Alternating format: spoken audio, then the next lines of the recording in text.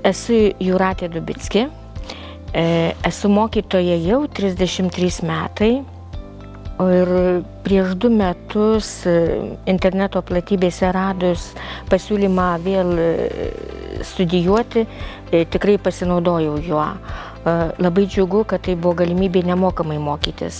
Šią galimybę suteikė Europos socialinio fondo agentūra ir Vytauto didžiojo universiteto švietimo akademijos profesinio tobulinimo institutas.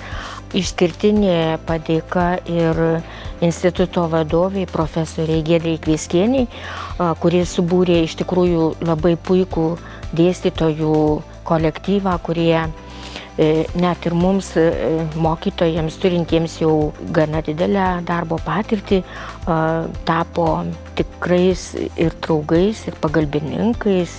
Na ir ta draugystė nenutrūko, nes netgi baigusi socialinio pedagogo studijas, aš nutariau toliau mokytis magistrantūroje.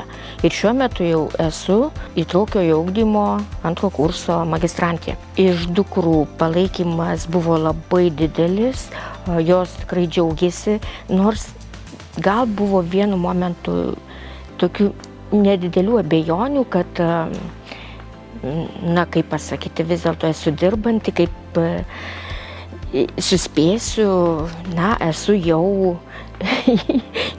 moteris virš 50 metų, tai, bet aš įrodžiau, kad ir tokiame amžiuje tikrai galima rasti galimybių mokytis, jeigu tik yra noras. 2018 metais man dukra parašė sveikinimą gimtadienio proga ir parašė, kad būk kaip šis medis, stiebkis į aukštumas, nes dangus begalinis, kaip ir galimybės.